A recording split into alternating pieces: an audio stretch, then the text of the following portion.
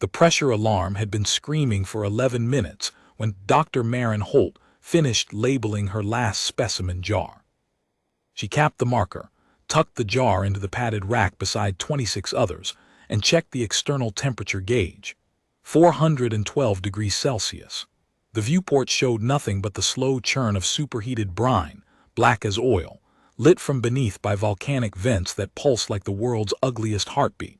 Something long and segmented drifted past the observation port, trailing bioluminescent filaments that flickered blue-white in the thermal murk. She noted it on her pad. Possible chemosynthetic cnidarian analog, motile, approximately 9 meters. She underlined approximately and moved on. The alarm kept screaming. Maren reached over and toggled it off without looking.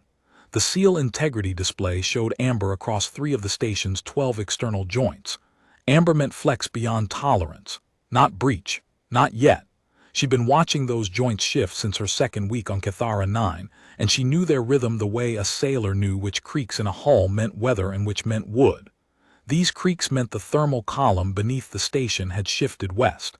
It would shift back. It always did. She pulled up the station's exterior camera feeds on her secondary console. The seafloor spread out in every direction, a landscape of black mineral chimneys venting superheated fluid, fields of tube-growth organisms clustered around chemical seeps, and the occasional slow passage of something massive and armored moving between the spires.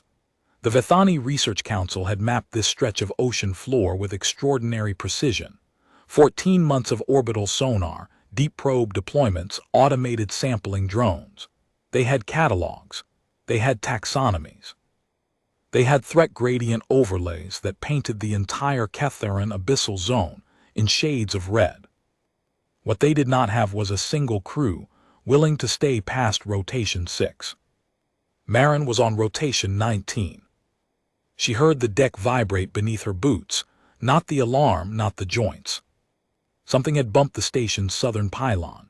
She crossed to the portside camera and watched a creature the size of a freight container slide along the base of the support strut. Its hide was plated, a mosaic of interlocking mineral scales that shed flakes of calcium deposit as it moved. 2 rows of lateral eyes caught the station's running lights and reflected them back as flat copper discs. It rubbed against the pylon the way a bear rubbed against a tree, not aggression, just territory, just presence. She watched it for 40 seconds, then returned to her specimen rack. The Vethani had named it a Keshoth-class apex predator. Maren called it Gerald.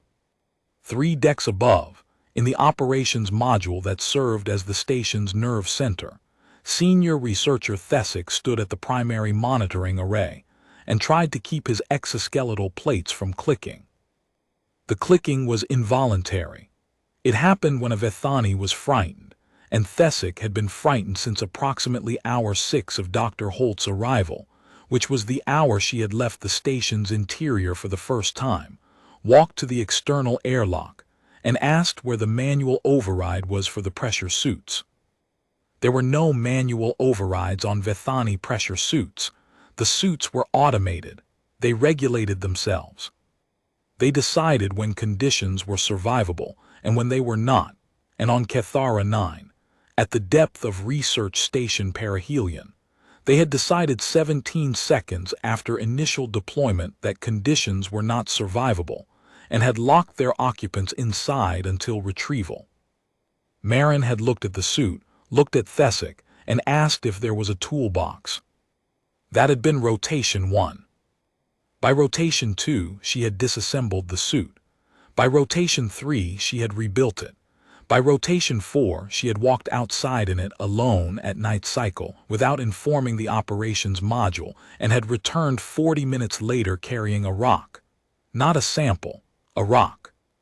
She had placed it on her workbench, studied it under magnification, and announced to Thesic over the comm that the Vethani Geological Survey had miscategorized the basalt substrate as igneous when it was, in fact, a metamorphic formation altered by sustained thermal contact with the vent system.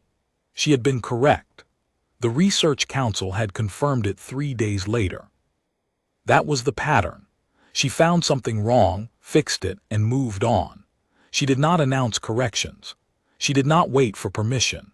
She did not appear to recognize that the thing she was correcting had been produced by teams of Vethani researchers with decades of collective experience and equipment that cost more than most colonial infrastructure projects. She simply noticed the error, documented it, and kept working. Thesick had filed a note with the Research Council that evening. Brief, clinical, a standard psychological intake observation. The human researcher does not appear to register the lethality threshold of her environment. Recommend monitoring. He had thought at the time that it was a failure of comprehension, that she simply did not understand the numbers, the pressure, the temperature, the corrosive alkalinity of the Ketharin Deep. By rotation 3, he had revised his assessment. She understood the numbers perfectly. She had recalculated them herself, found 2 errors in the Vethani survey data, and submitted corrections to the orbital platform with a note that read, "Your thermal gradient model for the eastern vent cluster is off by 6%. This matters for bacterial colonization predictions. Attached is the corrected data. Also, I believe the organism you classified as sessile filter feeder 7K is actually motile. I watched it relocate 11 meters overnight." She understood the numbers. She simply did not find them persuasive. Now, 19 rotations later, Thesick watched her vitals on the biotelemetry feed. Pulse steady at 62, core temperature holding at 37.1, blood oxygen at 97%, and tried to understand how any of it was possible. The woman was 400 meters below the surface of a Class 19 oceanic death world, surrounded by water hot enough to dissolve calcium carbonate on contact, in a station that had broken 3 Vethani crews through sheer psychological pressure before the first predator had even appeared on sensors. She was labeling jars. His plates clicked again. "Thesick," the voice came from the comm panel. It belonged to Survey Director Poland, who was aboard the orbital platform Ascendance, safely above the atmosphere where the water could not reach her. "Status." "She is still collecting," Thesick said. A pause. "Collecting what?" "Samples, tissue samples, mineral samples, fluid samples. She has 27 jars filled since the last report. 27 jars in one shift. She does not observe standard shifts, Director. She works until the sample containers are full, sleeps for approximately 5 hours, and resumes."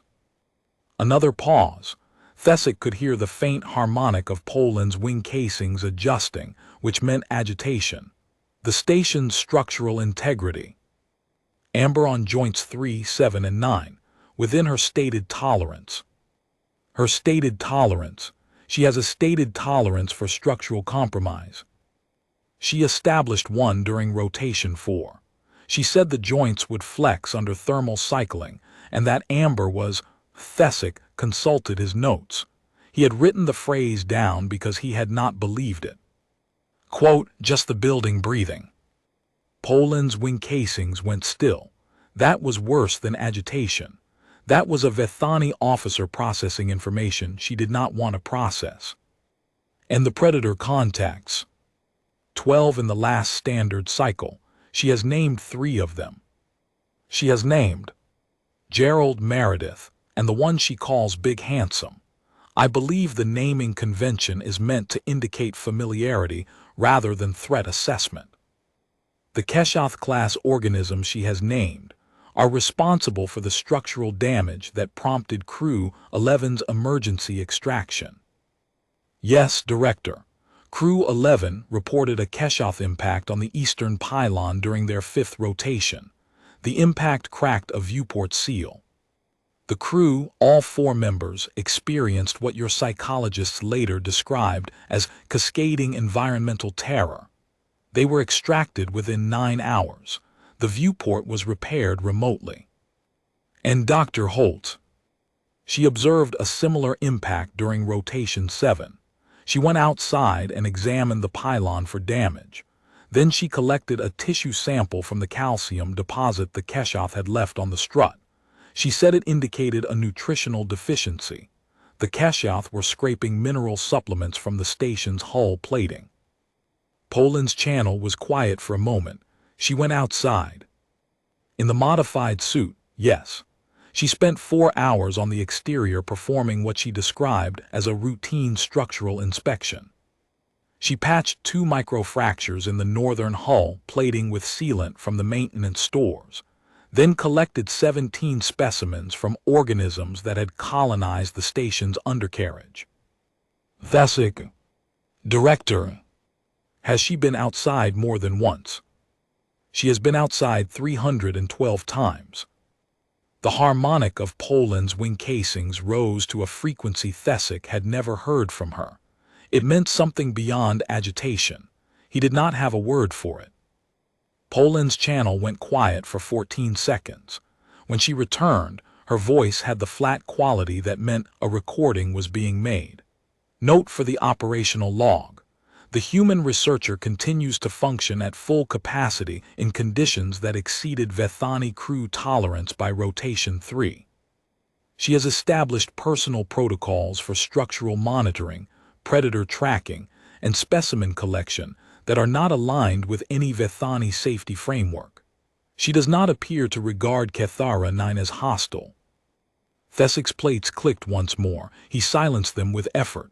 Director, may I add to the log? Go ahead. She regards it as interesting.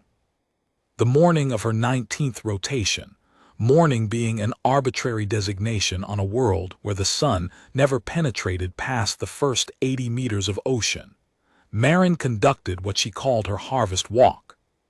The station sat at the center of a biological zone. She had mapped herself, grid by grid, over 16 rotations of external excursions. The Vethani survey had classified the area as moderate biological density, hostile. Marin had reclassified it as a coral reef, if coral reefs ran on sulfur and wanted to dissolve your bones. She meant it as a compliment. The harvest walk was a circuit of the station's perimeter, approximately 800 meters, stopping at collection points she had established at thermal seeps and chimney bases where specific organisms grew in predictable patterns. She visited each point, assessed the growth, collected what was ready, and moved on. It was methodical. It was routine.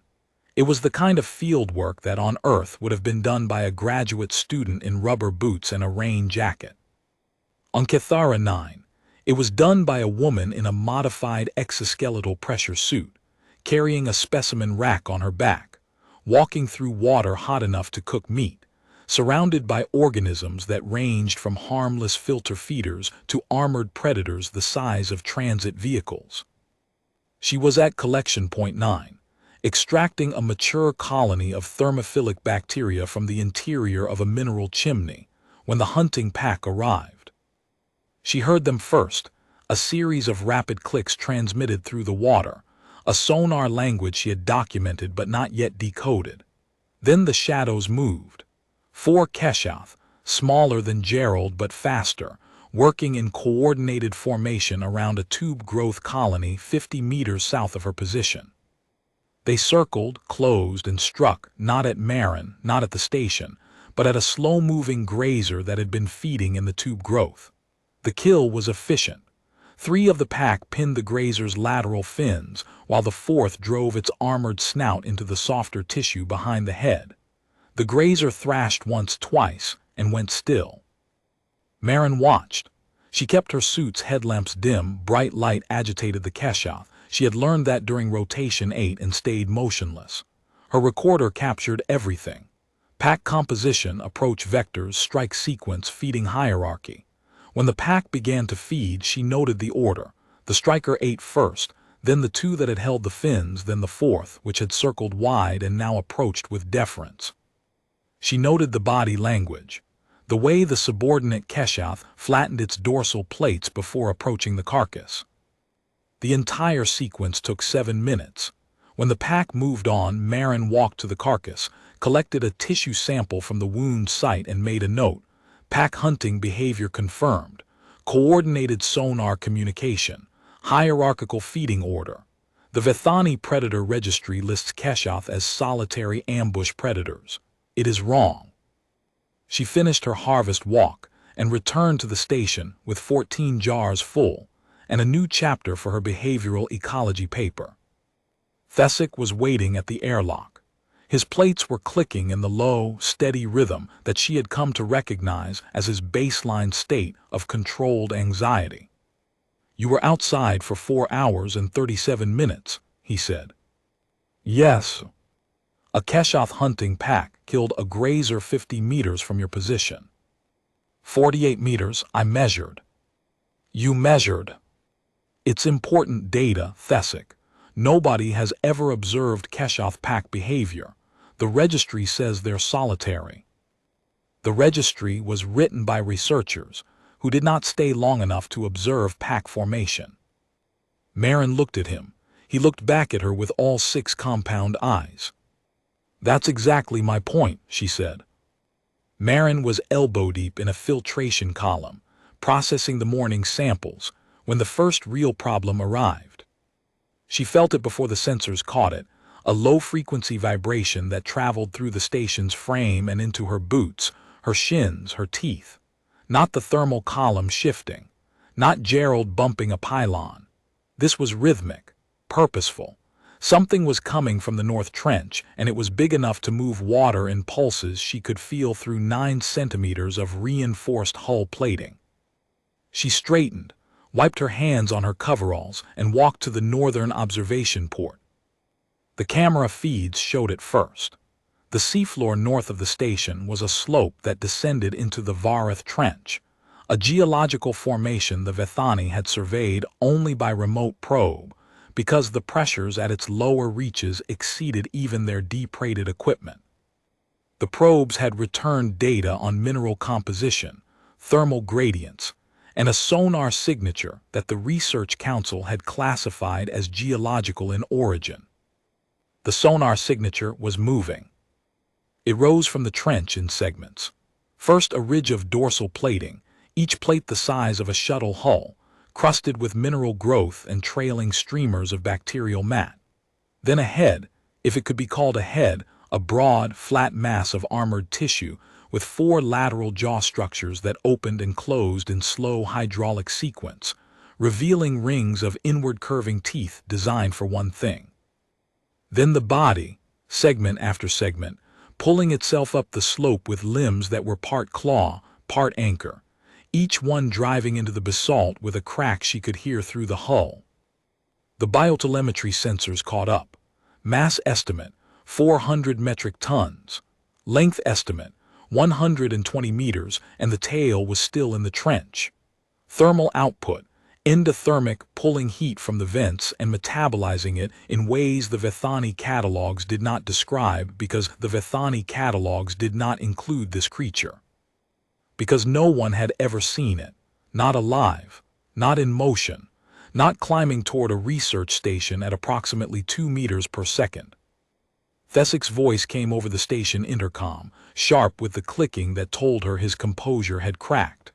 "Dr. Holt, we are reading a significant contact on the northern approach, mass in excess of 400 tons, classification unknown.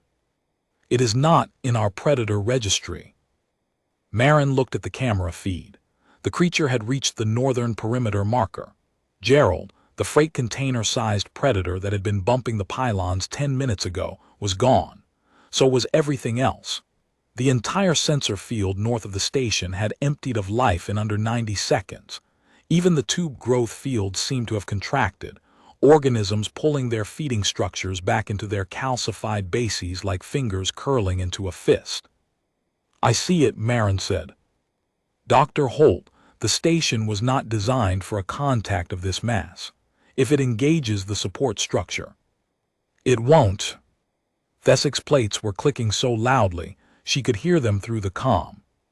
How can you be certain?" "Because it's not hunting the station. It's hunting the thermal column." She pointed at her own screen, though Thesic couldn't see the gesture. The creature's trajectory was curving, not toward the station, toward the main volcanic vent cluster 200 meters east, where the thermal output was highest and the mineral plume was richest. It was a grazer, the largest grazer on the planet, feeding on chemosynthetic bacterial mats and the organisms that clustered around them. Its jaw structure wasn't built for predation. Those inward curving teeth were rakes, designed to scrape mineral surfaces clean. She pressed her hand flat against the viewport as it passed. She could feel the vibration through the glass, not just the movement but the heat. The creature's body was radiating thermal energy at a rate that raised the ambient temperature of the water around it by 2 degrees. It was a living furnace, metabolizing the planet's geothermal output directly into mass and motion. "It's thermoregulating through the vents," she said, half to Thesic, half to her recorder, using the thermal gradient as a metabolic accelerant. That's why the sonar signature was classified as geological.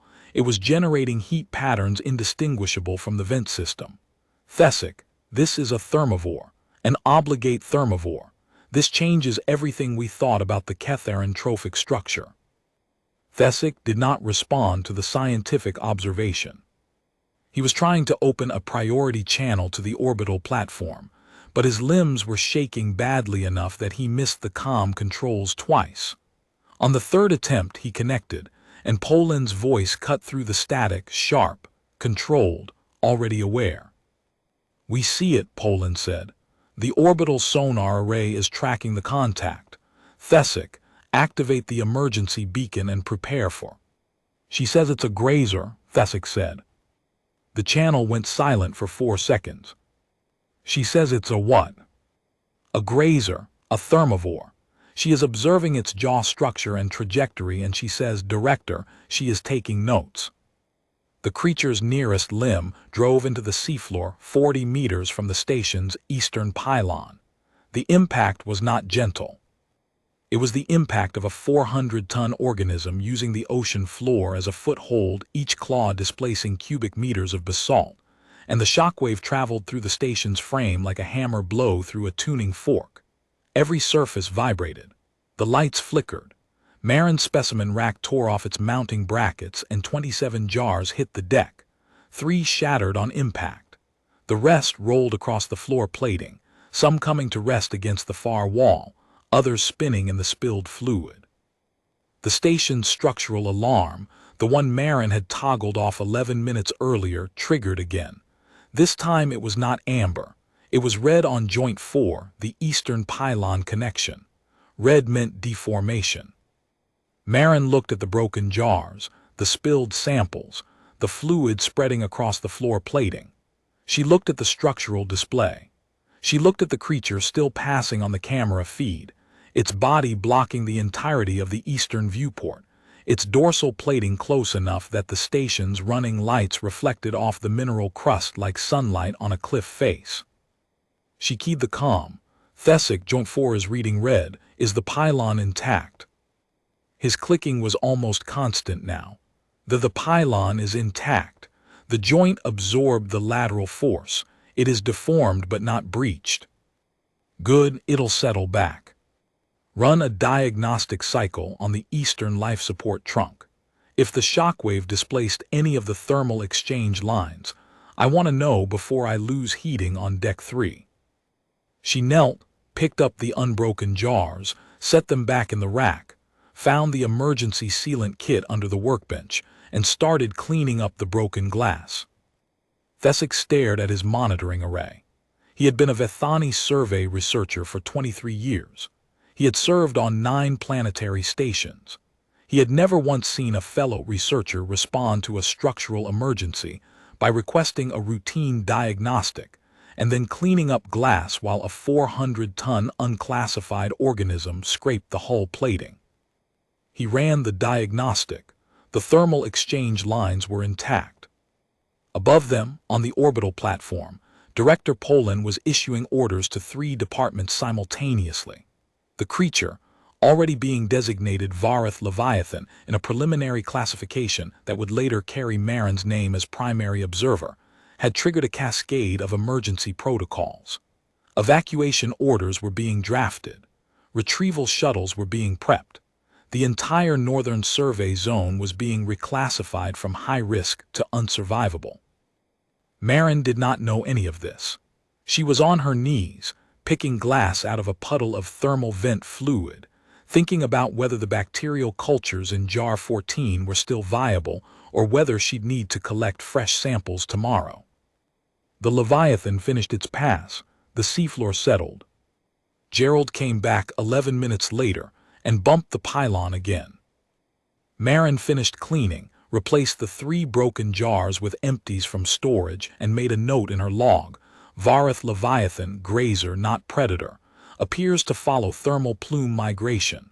Recommend tracking schedule aligned with vent cycling. No threat to station at current trajectory. Impressive dentition. She underlined impressive. The evacuation order arrived 6 hours later. Thesic delivered it in person, descending the 3 decks to her laboratory with his plates locked rigid, a conscious override of his fear response that cost him visible effort.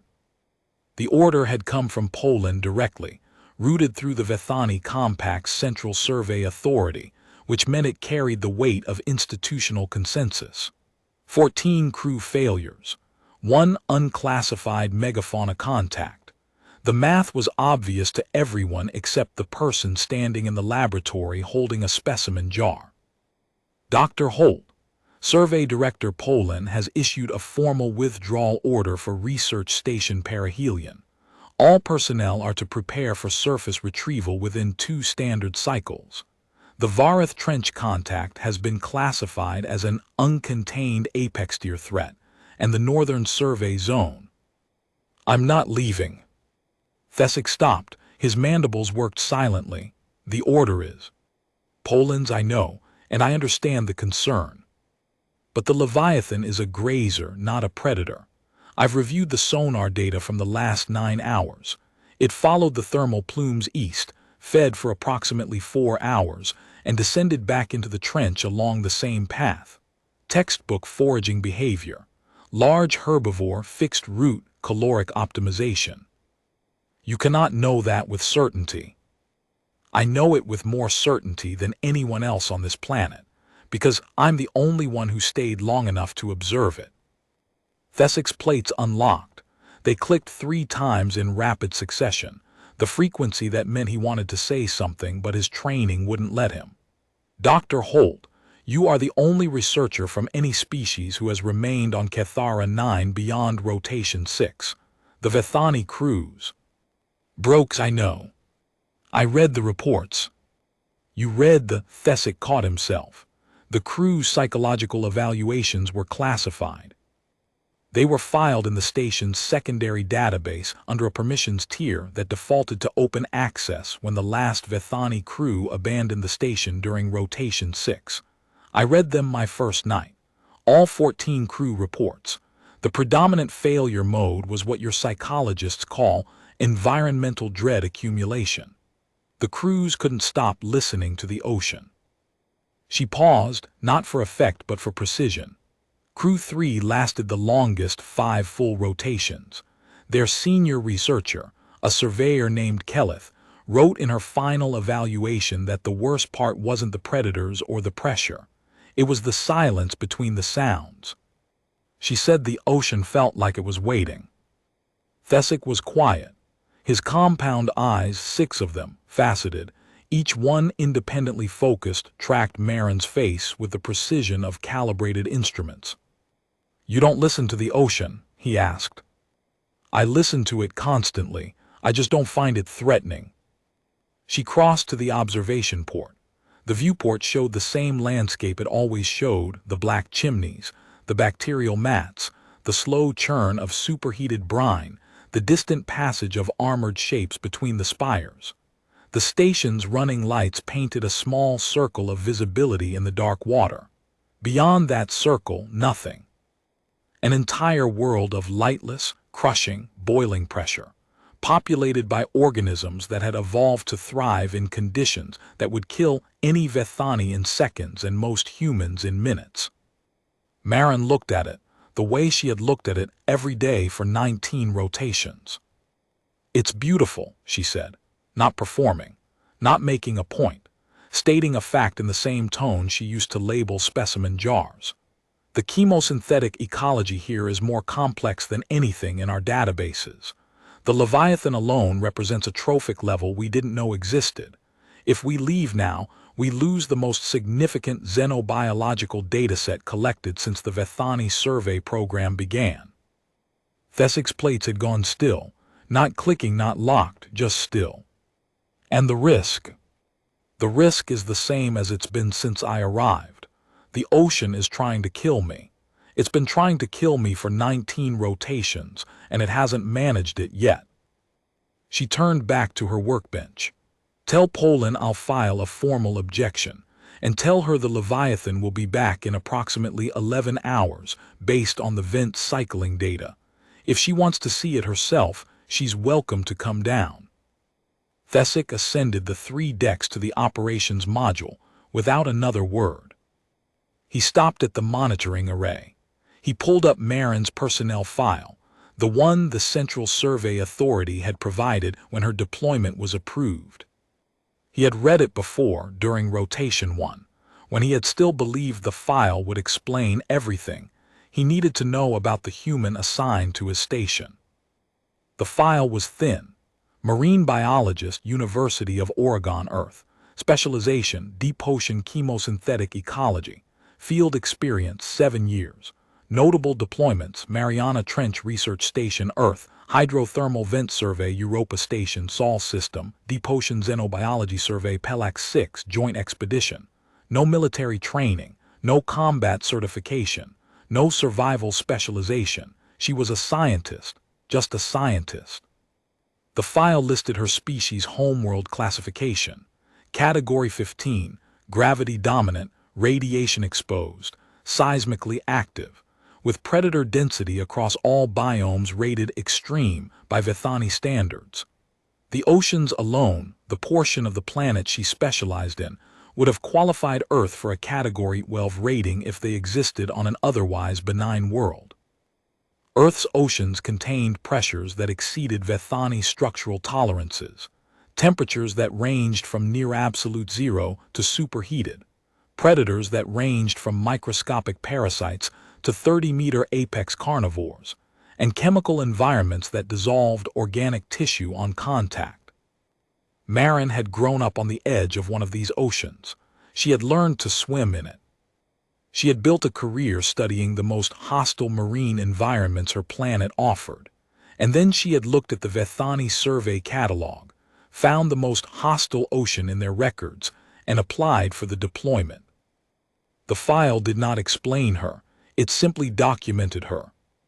His report to Poland was a single sentence. She declined. Poland came down. Not in person. The survey director had not set foot below Cathara 9's surface in the entirety of the mission, and had no intention of changing that. She came by remote, routing her visual and audio feeds through the station's communications array, so that her image appeared on the main view screen in the operations module, with the orbital platform's clean white lighting behind her, and the full weight of Vethani bureaucratic authority in front of her. Marin met her in the operations module because Thesic asked, and because the operations module was 3 decks closer to the airlock, and Marin was planning to go outside in an hour anyway. Dr. Holt. Poland's image was sharp-edged, her blue chitinous exoskeleton catching the light from angles that emphasized her size, which was considerable even for a Vethani officer. Her wing casings were folded tight, the iridescent membrane sealed. Formal posture. I am told you have declined the evacuation order. I've filed a formal objection, Director. Under Article 17 of the Joint Research Agreement, a field researcher with ongoing active collection has the right to petition for extended deployment if the threat assessment is disputed by on-site observation. Poland's mandibles parted a centimeter. You are citing Vethani regulatory code. I had time to read. The threat assessment is not disputed, Dr. Holt. The Varith Leviathan is. A grazer. I've observed it directly. Its feeding apparatus is consistent with surface scraping herbivory. Its thermal tracking pattern follows the vent migration cycle. It poses no more threat to this station than any of the 12 other species I've cataloged in the immediate vicinity, all of which are documented in reports the Research Council has on file. Poland's wing casings shifted just a millimeter, the 12 species you cataloged. 14, as of this morning. I found 2 new chemosynthetic endoparasites in the Leviathan's shed plating. They're in jars 31 and 32. I'd like to get them to a centrifuge before the cellular structures degrade. Poland's image was very still. Dr. Holt, you are alone on a research station at the bottom of a Class 19 ocean. The station has sustained structural stress beyond operational parameters. The largest organism ever recorded on this world passed within 40 meters of your position less than 8 hours ago. Every crew we have sent to this station, 14 crews, Dr. Holt, representing the finest survey personnel the Vethani Exploration Corps could assemble, has requested extraction before the end of their 6th rotation. Most requested it before the end of their 3rd. Marin waited. What makes you different? Marin considered the question. She considered it the way she considered a specimen, turning it, examining it from multiple angles, looking for the detail that would make it make sense. I grew up on a coastline, she said, a place called the Oregon Coast, North Pacific. The water there is cold enough to kill you in about 20 minutes if you don't know what you're doing. The waves will hold you under until your lungs give out. The rocks will open you up. The currents will take you out to sea, and the sea will not bring you back. She paused, not for effect, for accuracy. I learned to swim in it when I was 6. My mother taught me. She said the ocean isn't trying to kill you. It's just the ocean. You're the one who decided to get in. Poland's mandibles closed. So yes, Director, the ocean is dangerous, the pressure is real, the heat is real. The Leviathan is real and it is very, very large, but I decided to get in, and I'm not done collecting. The channel was quiet for 22 seconds. Thesic counted. Poland's image moved.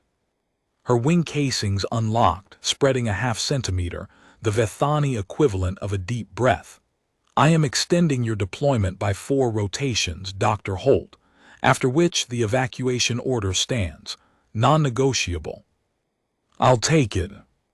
And Thesic will remain on station as your support officer. Marin glanced at Thesic. His plates were clicking again, not fear this time. She'd learned to distinguish the frequencies. This was something else. Something closer to resignation, if resignation could carry a note of reluctant fascination. Thesic is welcome, she said. He makes good coffee. The channel closed. Poland's image vanished. The view screen returned to the standard monitoring display.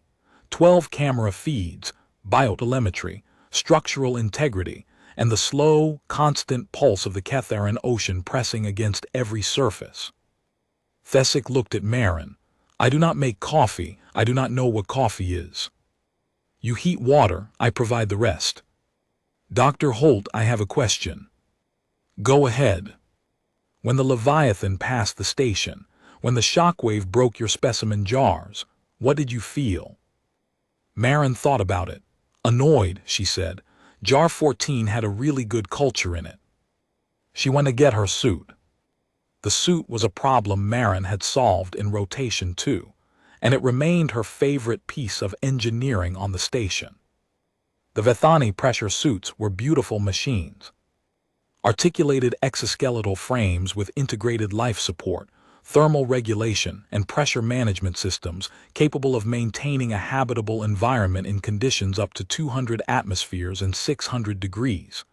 They were also, as Marin had discovered on day 1, completely automated.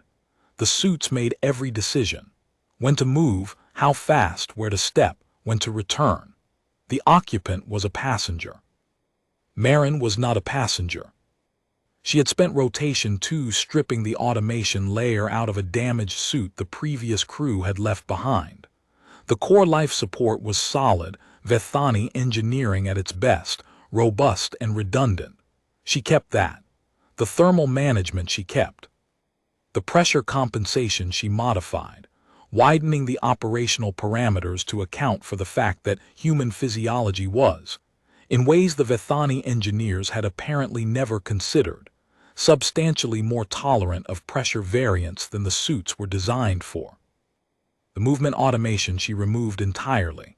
In its place, she installed manual controls rigged from the station's maintenance toolkit, a throttle for locomotion speed, a simple gyroscopic reference she could override with her own balance, and direct tactile feedback through the gloves so she could feel what she was touching instead of reading it on a screen. The result was ugly. It looked like someone had built a deep-sea diving suit out of a sports car and a toolbox, which was more or less what had happened. It worked. She had logged over 300 hours of external operations in the modified suit, 300 hours on the ocean floor of a Class 19 Deathworld, walking among organisms that no other sapient species in the Vethani Compact had ever observed directly. She collected samples by hand. She mapped feeding patterns by standing still and watching. She had once sat on a volcanic chimney for 4 hours, letting the thermal current wash over the suit while she documented the reproductive cycle of a colonial organism that reproduced by thermal fission, splitting when the temperature gradient exceeded a threshold, each half migrating to a different vent. She had notes on 17 species that existed nowhere else in any database. She had tissue samples that would take decades to fully analyze. She had behavioral observations that contradicted 6 published Vethani papers on deep ocean xenobiology.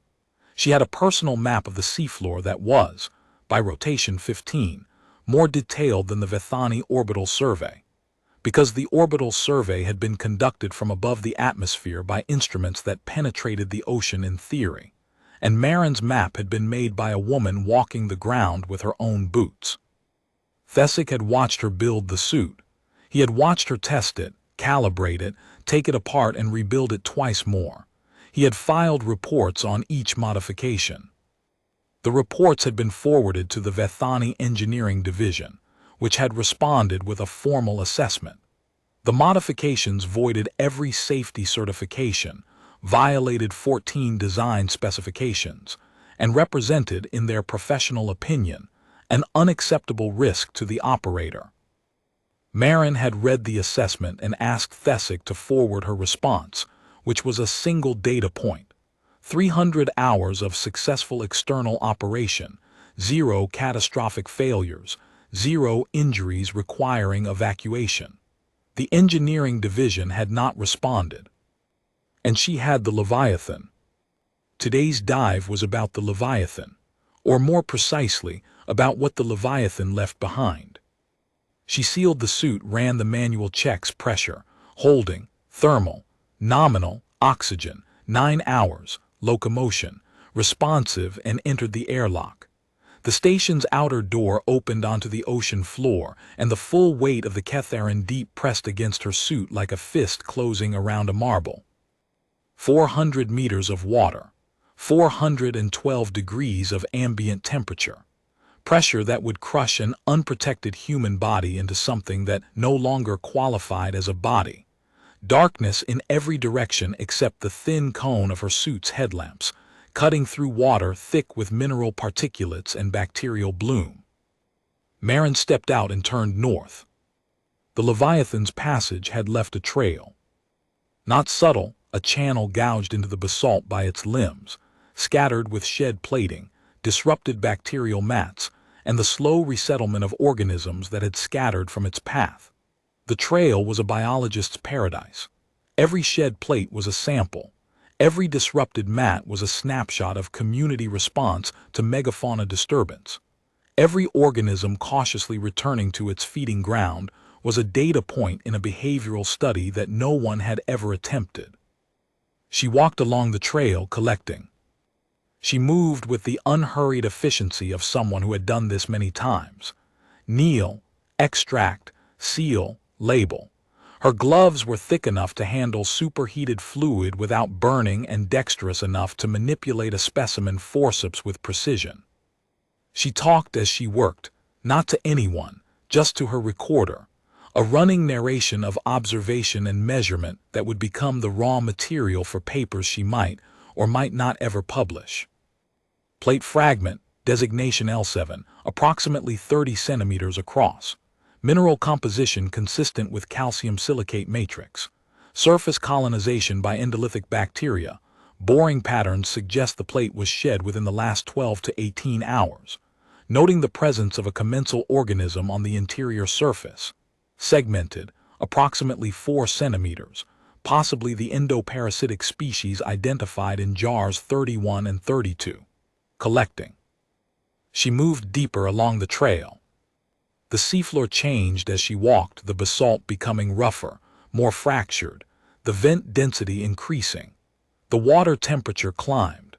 Her suit's thermal management hummed louder, working harder, bleeding heat from the internal environment through radiator fins she'd added during rotation 5. The Leviathan had descended back into the Varith Trench after its feeding pass, and its trail led toward the trench edge, a cliff of black basalt that dropped into darkness so complete that her headlamp simply stopped existing at its edge. She walked to within 10 meters of the edge and stopped, not because she was afraid. Because the seafloor here was unstable, the Leviathan's passage had fractured the basalt crust, and she could see thermal fluid seeping up through the cracks, shimmering in her headlamps like heat haze on a summer road. The footing was bad. She'd need to come back with anchoring equipment. She made a note, turned, and began walking back toward the station. And then the seafloor moved. Not a tremor, not a shockwave.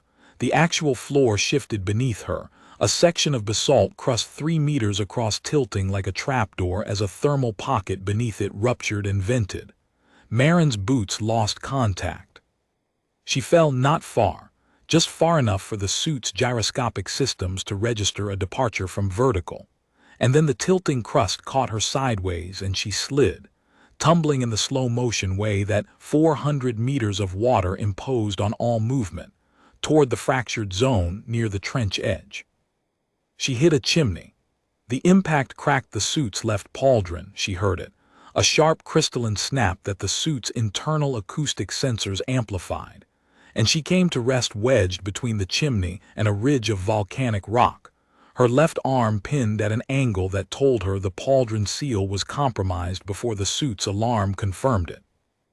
The alarm was a calm, automated Vethani voice. External seal compromise, left upper extremity. Thermal intrusion in 7 minutes at current temperature. Recommend immediate return to station. Marin looked at her left arm. The pauldron, the shoulder plate of the suit, had cracked along the seam where she'd modified the pressure tolerance. Superheated water was not yet inside the suit, but it was touching the outer layer, and the thermal gradient was climbing. 7 minutes was optimistic. The Vethani thermal modeling assumed Vethani physiology. Human tissue had a higher thermal damage threshold, but not by much. She had maybe 10 minutes before the heat became a problem, and 12 before it became an emergency. She was 200 meters from the station. 200 meters, in a suit designed for slow, careful movement through crushing pressure, with one arm partially immobilized, and the footing between here and the station fractured by a creature the size of a building. She braced her right hand against the chimney, pushed herself upright, and started walking. Thesik's voice came over the comm, sharp with the clicking that meant his plates had given up all pretense of composure. "Dr. Holt, your suit telemetry, the seal. I know I'm coming back. Your thermal intrusion rate. 10 minutes, I'm 200 meters out, that's 20 minutes at standard pace. Then you cannot. I'm not going at standard pace." She increased her stride. The suit's manual locomotion system responded, crude but direct, and it let her move faster than the automated system ever would have. The automated system would have calculated the risk, the pressure variance, the thermal exposure, and decided that moving faster was inadvisable. Then it would have moved at the same careful pace while the seal failed and the heat came in. Marin moved at the pace she chose. 180 meters. The suit's thermal alarm upgraded from advisory to warning. Temperature inside the left pauldron was climbing through 60 degrees. Her left shoulder was getting warm, not painful yet. Warm, like standing too close to an oven. 150 meters. She could see the station's running lights ahead, pale blue against the black water. Something moved in her peripheral vision, a Keshath, not Gerald, a smaller one she hadn't named, sliding between two chimneys with its lateral eyes fixed on her. Normally the Keshath ignored the suit. Normally she moved slowly enough to register as part of the landscape. She was not moving slowly now. The Keshath tracked her for 30 meters. Its lateral eyes, flat copper discs that reflected her headlamps back at her, stayed locked on the suit. She knew this species. She had watched them hunt. She had documented their sonar clicks and their pack coordination and their feeding hierarchy. She knew that a lone Keshath was an ambush predator, patient and territorial, and that it would not pursue prey that moved with purpose unless that prey showed weakness. She did not show weakness. She kept her stride even, her pace steady, her suit's headlamps forward. She did not look at the Keshath. She did not change direction. She walked like someone who belonged here, because after 19 rotations she did. The Keshath turned away. She filed the observation automatically. Keshath threat response threshold. Movement speed above standard pace triggers tracking behavior but not pursuit. Contact duration approximately 90 seconds. Useful data. Even now, with the heat climbing through her suit, she was collecting. 100 meters. The thermal alarm upgraded again. 78 degrees inside the pauldron. The heat was spreading down her left arm. She could feel the suit's thermal management system fighting the intrusion, pulling heat away from her body core, redistributing it through the cooling network. The radiator fins were running at maximum. She could hear them vibrating. 50 meters. Her left arm was in pain now. Not the sharp pain of a burn, not yet, but the deep, building ache of tissue being heated from the outside in. She flexed her fingers inside the glove. They responded. She kept walking. 20 meters. The station's airlock was ahead. She triggered the outer door from the suit's wrist control. The door began cycling, slow, agonizingly slow, because the pressure differential between the ocean and the airlock required equalization, and the equalization pumps had been designed by engineers who had never needed to stand in 400 degrees of water with a cracked seal and count the seconds. She stood in front of the airlock, in 400 degrees of superheated ocean, with her left arm radiating pain from shoulder to fingertip, and waited. The door opened, she stepped inside, the door closed, the airlock cycled, pressure dropped, temperature dropped, the automated voice said, safe environment restored. Marin leaned against the airlock wall, popped the pauldron seal, and looked at her left arm. The skin from shoulder to elbow was red. First-degree burn, maybe the edge of second degree at the shoulder where the seal had failed first. It would blister. It would hurt for a week. It would heal. She flexed her hand again. Everything worked. She keyed the comm, Thesic. The clicking was so loud it distorted the audio. Dr. Holt. I need the medical kit, and a new pauldron, and something to eat. I missed lunch. Silence, then very quietly, you missed lunch. I was busy. Is there anything in the galley? There are Vethani nutrient strips. Those will do. Also, I dropped 2 specimen jars out there when the floor gave way. I want to go back for them tomorrow. The clicking stopped. Not because Thesic had controlled it, but because his body had simply run out of fear responses to express and had defaulted to stillness. Tomorrow, he said. The Leviathan trail won't stay intact. The bacterial mats are already recolonizing. If I wait more than 30 hours, the disruption data is gone. You have a first-degree burn on your left arm. I'll use the right one more. Thesic said nothing for 11 seconds. Then I will prepare the medical kit. The burn was dressed, the arm wrapped, and the nutrient strips consumed. Marin ate them without complaint, which Thesic found alarming because the nutrient strips were formulated for Vethani metabolism and tasted, by human standards, like salted chalk. By the time the orbital platform's daily report request came through, Poland's face appeared on the view screen. Her wing casings were sealed, full formal posture. I have reviewed the suit telemetry from Dr. Holt's excursion, Poland said. The seal failure, the thermal intrusion, the return traverse. Thesic nodded. She walked 200 meters through a Class 19 ocean with a compromised suit. Yes. At a pace 40% above the suit's rated maximum. She removed the pace governor in rotation too. And upon returning to the station, with a first-degree thermal burn on her left arm, she requested food and announced her intention to return to the field the following day. She also requested a new pauldron. Poland looked at Thesic through the screen. Her compound eyes, 8 of them, each one a precision instrument evolved over 60 million years of Vethani sensory development, focused on him with an intensity he recognized as the expression his species used when encountering something that did not fit any existing model.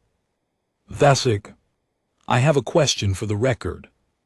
Director, the 14 crews we sent before her, the finest survey personnel in the Vethani Exploration Corps, they broke, not because of predators, not because of equipment failure, not because of any single catastrophic event. They broke because the environment, the pressure, the heat, the darkness, the constant proximity to lethal conditions accumulated in their psychology until they could not function. The Vethani mind is not built to sustain that kind of exposure. That is the assessment, yes. And this human, this marine biologist from a death world we classified as Category 19 for its oceans alone, she does not break. No. Why? Thesic thought about the question. He thought about 19 rotations of watching Dr. Marin Holt work. He thought about the specimen jars and the labeled markers and the notes in her log, and the way she looked at an ocean that wanted to kill her and saw something beautiful. He thought about the nutrient strips and the coffee and the way she had named a 400-ton creature Gerald. Because she is not enduring it, Thesic said, she is enjoying it. Poland's wing casings opened, not a display, not a formal gesture, an involuntary response, the Vethani equivalent of a jaw dropping. She told me something, Director. When I asked what she felt when the Leviathan passed the station, she said she felt annoyed because it broke her specimen jars, not frightened, not awed, not humbled, annoyed. The way a gardener is annoyed when a storm knocks over the tomatoes. Poland's wing casings closed slowly. She is a deathworlder. Yes. And we sent her to the most dangerous ocean in our survey catalog. Yes. And she is angry that we are asking her to leave. She is not angry. She is not capable of anger in the way we use the word. She experiences the ocean the way Thesic paused. He searched for the right comparison and failed to find one in the Vethani lexicon. The way we experience a library as a place of study, of discovery, of satisfaction. Poland was quiet for a long time. Director, I request a modification to the withdrawal timeline. On what grounds? On the grounds that Dr. Holt is the most effective field researcher we have ever deployed, and that removing her from this station would be the single greatest waste of scientific opportunity in the history of the Ketharan survey program. Poland stared at him. You want to extend her deployment. I want to give her whatever she needs. More jars, more pauldrons, more nutrient strips. Whatever she requires to keep doing what she is doing, because what she is doing is, his plates clicked, not fear, something else entirely. What she is doing is impossible, and she is doing it while eating salted chalk and naming predators. Poland's image was still for a long time. I will take it to the council, she said. But Thesic, for the record, what is the word for what you are feeling? Your plates are clicking in a frequency I have not heard before. Thesic listened to his own plates. She was right. The frequency was unfamiliar. Not fear, not agitation, not resignation. Something new. Something his species had not needed a word for until a small human woman had walked into an alien ocean and refused to come out. I believe, he said slowly, it is respect. Marin went back the next day. She spent the morning preparing, not rushing, preparing. She reinforced the new pauldron with an additional sealant layer, tested it under pressure in the airlock 3 times, and documented the failure mode of the original so she could modify the remaining spares to prevent a recurrence. She loaded 16 empty specimen jars into the carrying rack. She rigged an anchor line from the station's emergency tethering system. 30 meters of reinforced polymer cable rated for 4 times the station's own structural load, which she attached to a driven piton she had machined from a hull repair bolt during rotation 9 for exactly this kind of work. She brewed coffee from the personal supply she'd packed in her original deployment kit. The Vethani had classified the beans as a controlled substance on account of their caffeine content, and Marin had declared them a medical necessity on the grounds that mornings without coffee were a more immediate threat to crew welfare than any deep-sea predator. She filled the thermos, clipped it to the suit's external rack beside the specimen jars, and sealed the suit. Thesic was in the operations module. His plates were quiet. He had not tried to stop her.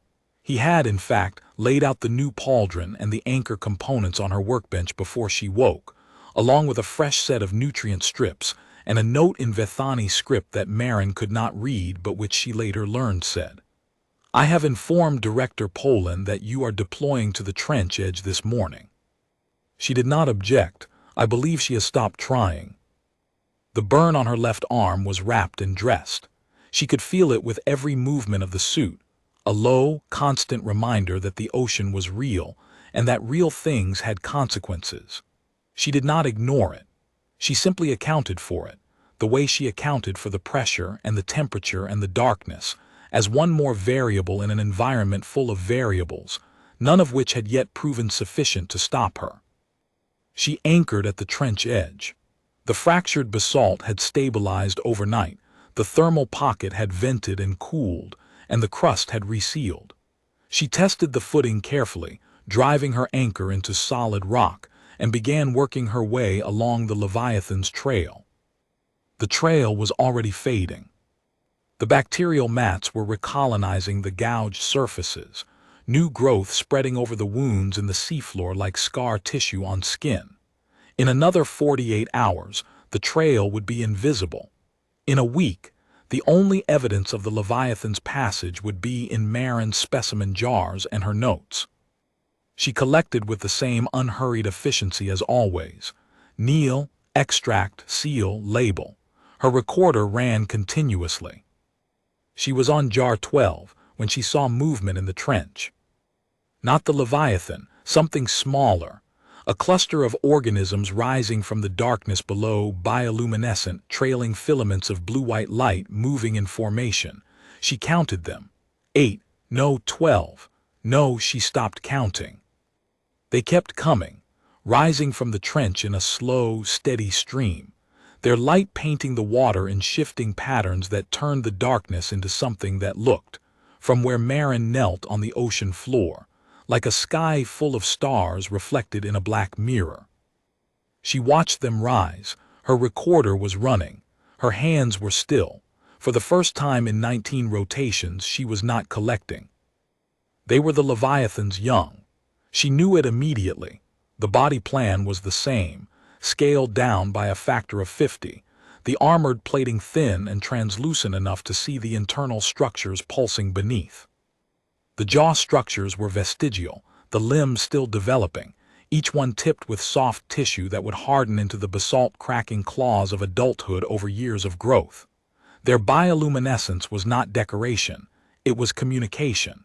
She could see the patterns shifting between individuals, light rippling along their filaments in sequences that were too regular to be random. They were signaling each other, coordinating their ascent. She counted for as long as she could. She reached 340 before the stream became too dense to differentiate individuals. They rose past her in a column of light. Dozens became hundreds. The trench was full of them, rising on the thermal current, carried upward by the same heat that drove everything on this world. The planet's own geological engine lifting its largest children toward the surface, toward the vent fields, toward the bacterial colonies where they would feed and grow. Most would die. That was the math of deep ocean biology on any world. High fecundity, massive attrition, the brutal arithmetic of survival that governed every ecosystem she had ever studied, from the tide pools of the Oregon coast to the hydrothermal vents of Europa. But some would survive, some would grow. And someday, decades from now, one of them would climb out of this trench, 400 tons of armored, heat-metabolizing, ocean floor-shaking life, and pass a research station on its way to feed. And if Marin had anything to say about it, someone would be there to document it. Marin knelt on the edge of the Vareth Trench, on a world that had broken every crew sent to study it, with a burn on her arm and a thermos of coffee clipped to her belt, and watched a species that no one had ever seen reproduce. She was smiling, not the cold, procedural expression she wore when working, not the flat calm she maintained when the ocean tried to kill her. A real smile, the kind that started in the chest and worked its way up, the kind that came from seeing something no one had ever seen and understanding that she was the first, and that she had earned it by staying when everyone else had left. Her recorder was still running. Later, when the recordings were reviewed by the Vethani Research Council, this was the moment they would return to again and again.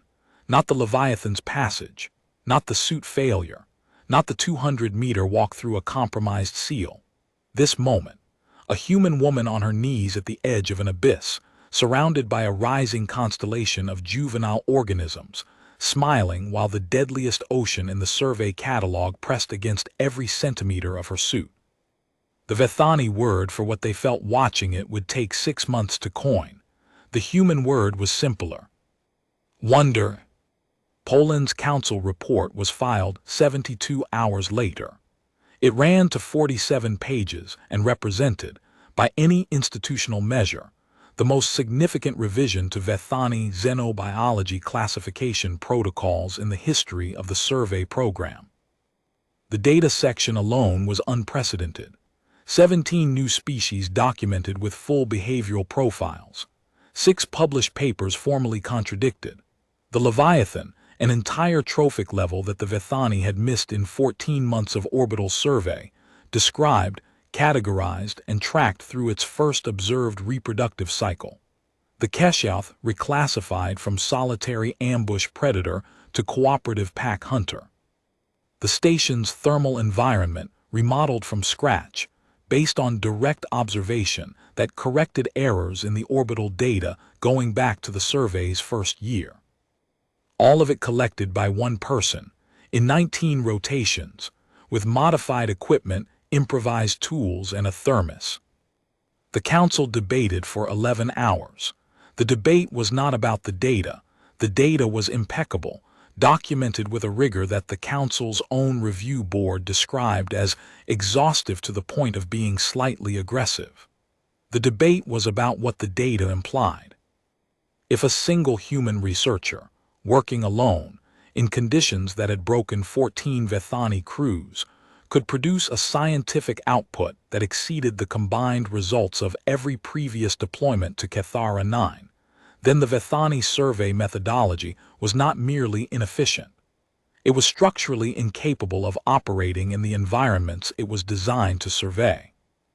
The executive summary was 3 lines. Research Station Perihelion will be maintained at full operational status. Dr. Marin Holt's deployment has been extended indefinitely. All future survey personnel assigned to Kethara 9 will be requested from Earth. The third line was the one that mattered. It was the first time the Vethani Compact had formally requested human researchers for a survey program that had been, until that moment, exclusively Vethani staffed. The implications would take years to work through the bureaucracy, but the precedent was set.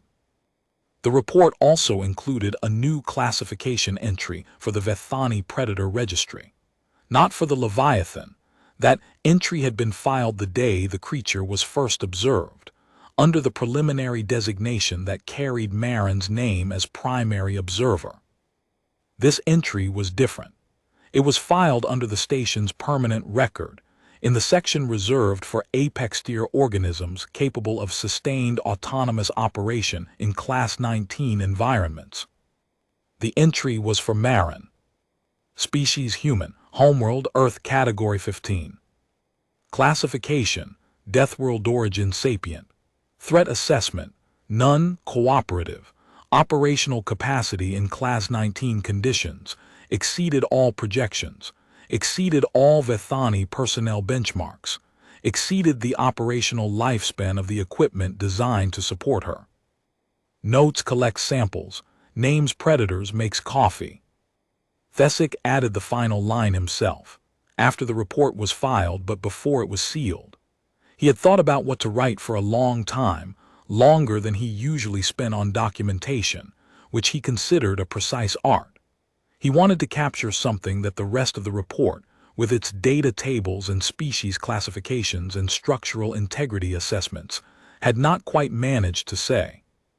Possible reclassification pending, not merely a researcher operating in a hostile environment, but a native element operating in a compatible one. He did not add what he was thinking, which was that the Vethani had spent 14 months mapping every predator on the Ketharan ocean floor, and had missed the most significant one entirely. The small, quiet, persistent creature who had walked into the deadliest ocean in the survey catalog, looked around, and started taking notes. The one who was still there, 19 rotations later, kneeling at the edge of an abyss with a thermos and a smile, collecting. Always collecting.